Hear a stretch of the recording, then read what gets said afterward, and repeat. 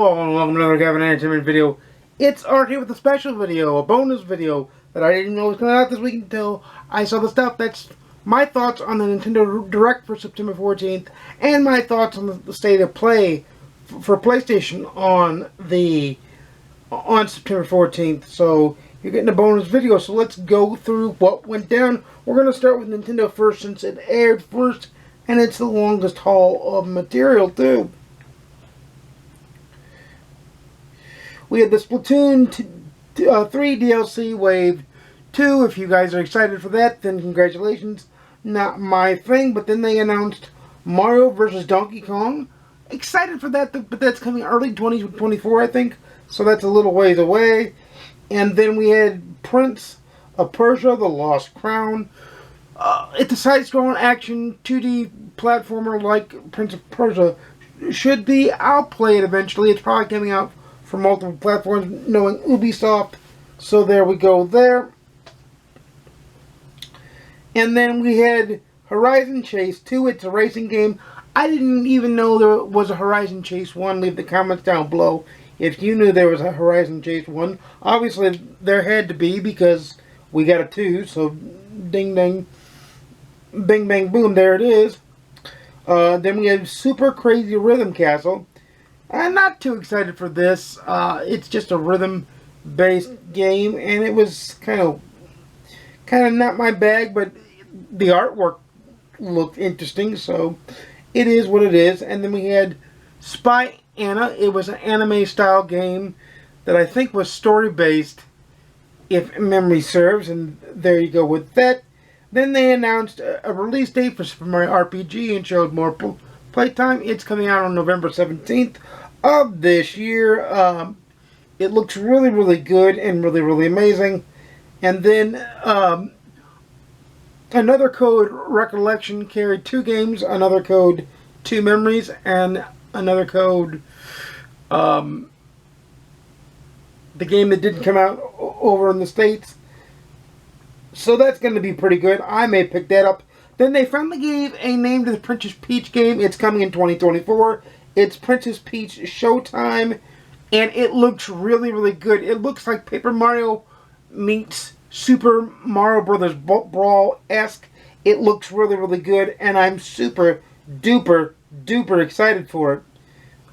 Then we got Saga Emerald Beyond. It's an RPG series, RPG game from Square Enix, so it can't be that bad, can it? I mean, they are kind of the Japanese stalwarts of the Japanese role-playing games, so there you go.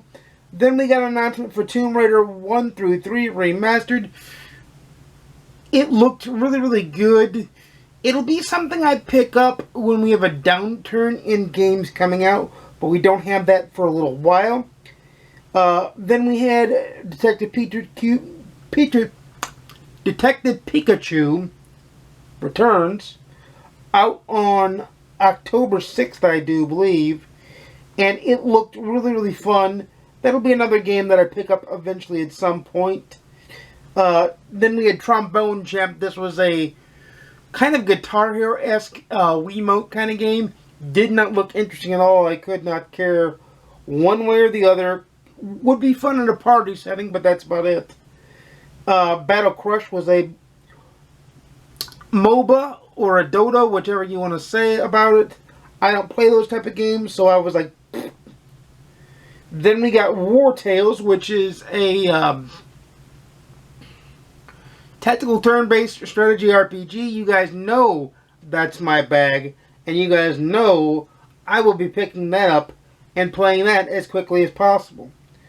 And then we got Cobra Operation Galuga, which is a remake of the first Contra game. So it's Contra Operation Galuga. Not really excited. Contra's lost its luster with me. And the fact that Konami doesn't make games and altogether is a gambling company now, and they've lost their way as far as gaming goes. And I'm not very excited about that at all. Then we got news for Unicorn Overlord. It's Atlas's return and reimagining of the strategy RPG. It's coming on the Switch, and it's coming on PlayStation as well. It looks damn good. It looks really good. It looks like a soon after release pickup for me once it releases. I think in 2024. I'm not real sure about that, but it looked really amazing. Then in summer of 2024, we've got Luigi's Mansion 2 HD Remake. I may actually pick this one up. I love the Luigi's Mansion game. They're fun, and it may be a dry spell, so we may want to indeed pick one up. And then they announced new amiibos and the Nintendo Museum that's being built in Japan. It sounds cool. If I ever get to go to Japan, I'm going to try to make my way to go see it. It's not being opened until sometime in 2024, though. And then out today was F-Zero 99. It is the online version of F-Zero, the first game, where 99 players can race and do their thing. Kind of like the Mario or the Tetris 99, that kind of thing, or Pac-Man 99, that kind of thing. It sounds fun, looks fun, and it looks like it's going to be a thing. And then we had 2 League of Legends stories, which was Bundle Tale and Song of Nunu. It wasn't really my bag, but we were there. Then we got WarioWare Move It. They finally given a name to the new WarioWare game. But it's a party game. I'm not going to actually pick it up.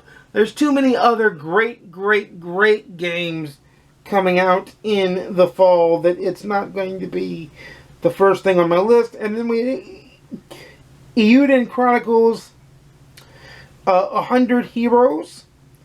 And that looked really awesome and really good. And I want some more. Then we got Wargroove 2. It's coming first to the Nintendo Switch. I'll wait till it gets to PS5 and pick it up on PS5 so I can get my trophies and get that done. Then we got Dave the Diver. Oh, I missed Eastward Octopia. It's a single-player standalone DLC that you don't need the base game of Eastward for. I didn't even know there was a base game called Eastward, but it looked interesting and it's a maybe for me. Then we got Dave the Diver. Dave the Diver, it's a underwater kind of platformer shooting game that looked interesting. And there it was. Then they announced Wave 6 of Mario Kart DLC and what came in it. And that it's going to be out this holiday season. And those that have the Nintendo Online Expansion Pass get use of it for free. Or it can be bought separately. So we still really don't have a release date other than holiday. We did get some tracks in it, so that's kind of good, I guess. And then we've got Among Us coming on the Nintendo Switch. It's getting a new map soon. It's coming out on Nintendo Switch, so that'll be fun. And then they ended the show with the remake of Paper Mario and the Thousand Year Door coming sometime in 2024. All it said was 2024. I will definitely, day one, pick this up. I played this on the GameCube on a whim thanks to my gamer buddy Zero15 when he was a super little tot. I'll tell that story when I review the remake sometime in 2024. No, I won't forget because he's always connected to me through that game. So that story's always connected to that game, so I won't forget. But those were the 31 announcements in the Nintendo Direct. I'm excited for Mario Kart, or Mario vs. Donkey Kong. I'm excited for Wargroove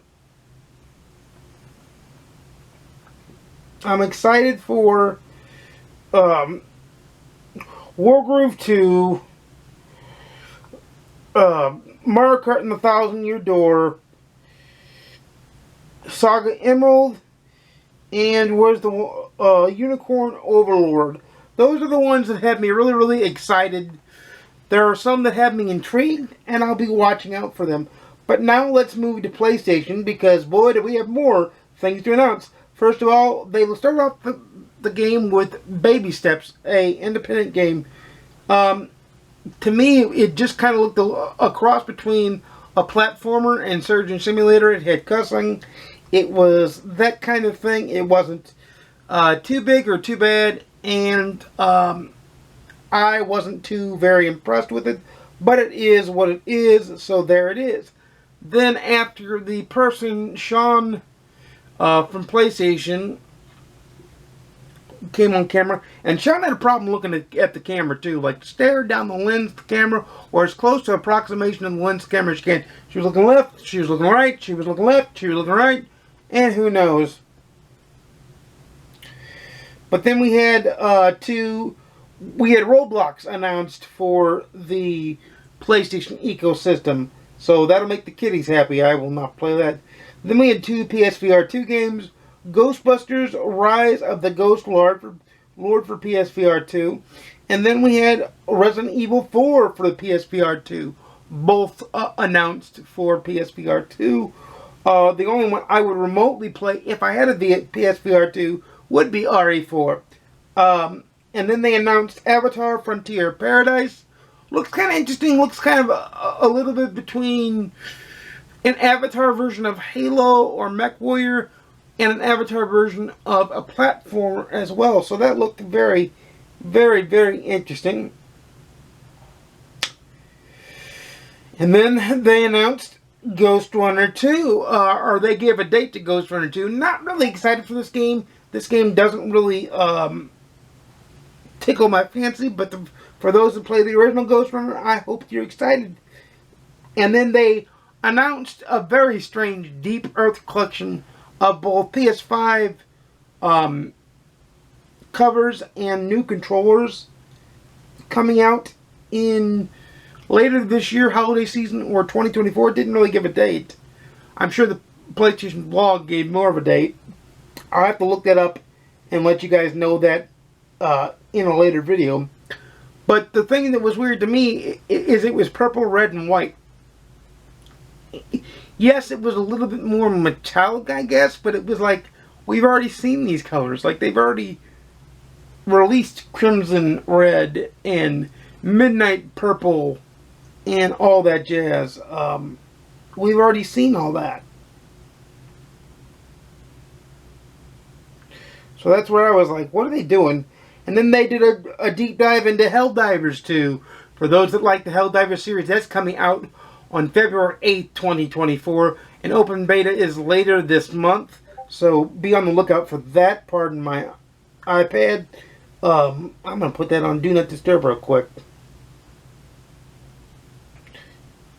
There we go. Then they did a deep dive into Spider-Man 2 coming out on October 20th. This is a day one guaranteed purchase for me. Cannot wait. Enjoying this. Going to buy the digital deluxe edition actually because I love this franchise so much.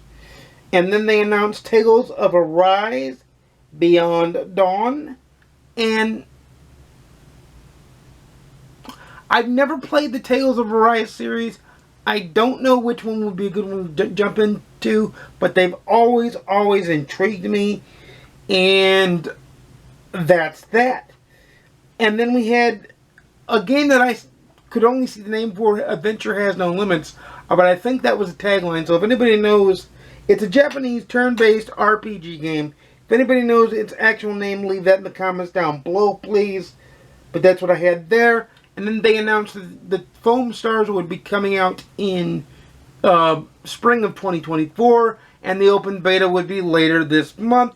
Foam Stars is kind of their answer to Splatoon, the Splatoon series. It's an online board, paint, soapy, foamy shooter. Not even remotely interested one bit. Then they ended the show with a look at Final Fantasy VII Rebirth. The things I saw in there was the Cycle Race, the Golden Saucer. We saw the cat, whose name I can't remember at this point in time, from Final Fantasy VII, the black and white cat. It'll come to me.